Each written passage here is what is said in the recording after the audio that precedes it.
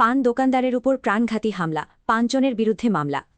হাইলাকান্দি জেলার কাটলিছড়ায় এক পান দোকানদারকে দলবদ্ধভাবে মারধর করার ঘটনায় চাঞ্চল্য ছড়িয়ে পড়েছে।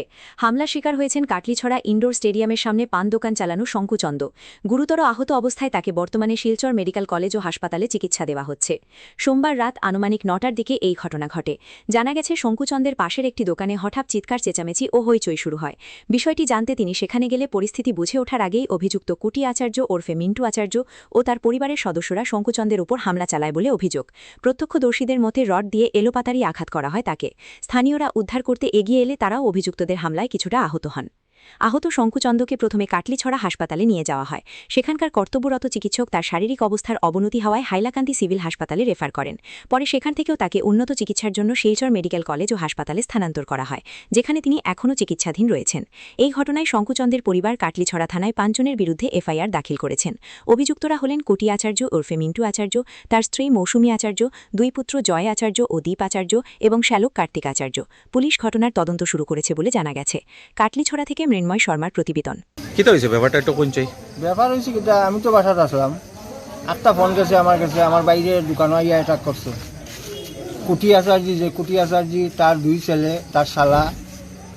আমি আবার পরে দেখছি তার বউ সবেও তারে মানে মাটিত ফালাইয়া মারে। আমি কিতা হয়েছে হইয়া জিগানিত গেছি। ও দেখুন আমার হাতের মধ্যে কুটি আচার্য নিজে ওই যে আমার জাপটা মারিয়া ধরছে। তখন আমার বাইরে কোনো মতে ও ভিক্টর আসিল, আরও কয়েকজন আসলা, বাক্কা কয়েকজন আসলা। এরা কয়েকজনের নামও কইতে পারতাম না, আমি আমার বাইরে বাঁচানিত লাগিয়া সবেও মানে। ওখানে আপনার বাইরের কন্ডিশন কিরকম?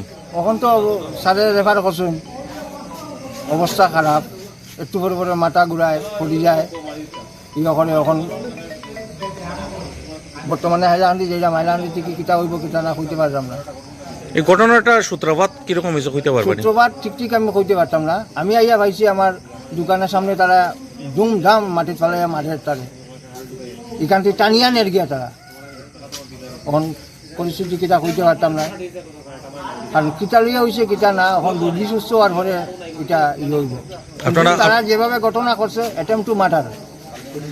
হ্যাঁ, মাথার মধ্যে স্টিচ আছে, কয়েকটা স্টিচ লাগছে, হাত কাটছে।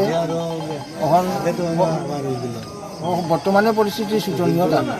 আপনারা প্রশাসনে জানাইছেন তো? প্রশাসনকে এখন অবগত করাইছি আমরা।